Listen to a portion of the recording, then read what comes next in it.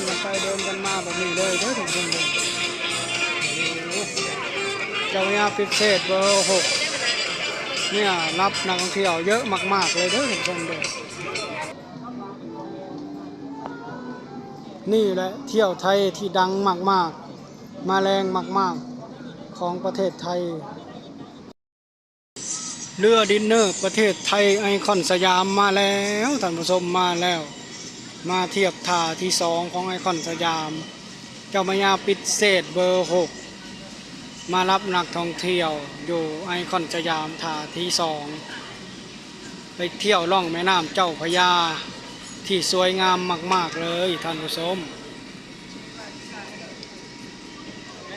นี่แหละคือนักท่องเที่ยวกำลังยืนรอนั่งรอกันอยู่ตรงนี้เนาะเห็นไหมครับเห็นไหมครับเยอะแยะมากมายเลยท่านผู้ชมนี่ก็คือนักท่องเที่ยวที่มาเที่ยวเรือดินเนอร์ไอคอนสยามอยู่ท่าเรือที่2ของประเทศไทยเจ้าพระยาพิเศษเบอร์6เข้ามารับนักท่องเที่ยว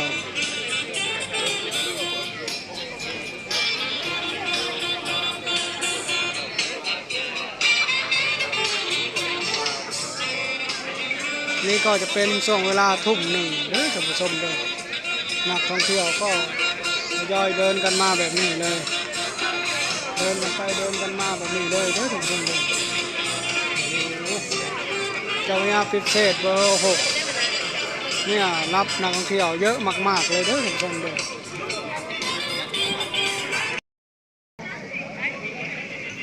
ฝรั่งต่างชาติพระเจ้าก็จะมี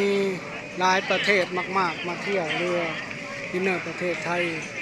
พระเจ้าก็โด่งดังมากๆเลยท่านผู้ชมเรือไทยไอคอนสยามเป็นช่วงเวลารับนักท่องเที่ยว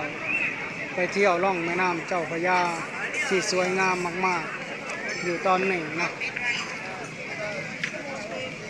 นี่คือการเที่ยวไทยตอนนี้นะล่าสุดตอนนี้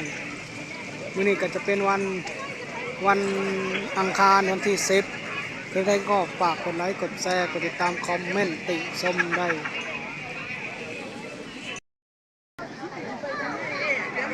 เที่ยวไทยดังไกลมากๆดังไกลระดับโลก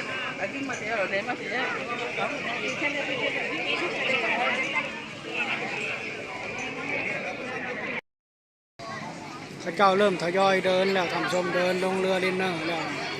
แต่เคยไปไทยอยู่ไกลด้วยท่านผู้ชมเลยเข้าใกล้ก็ได้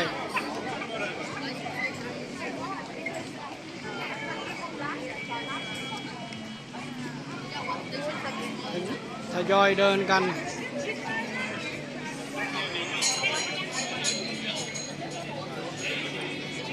บางคนก็ยังนั่งรออยู่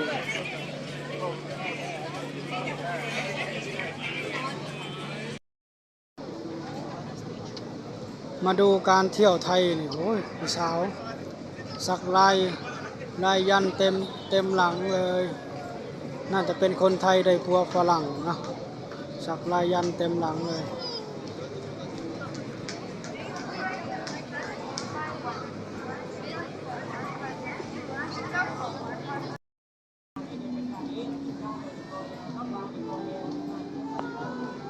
นี่แหละเที่ยวไทยที่ดังมากๆ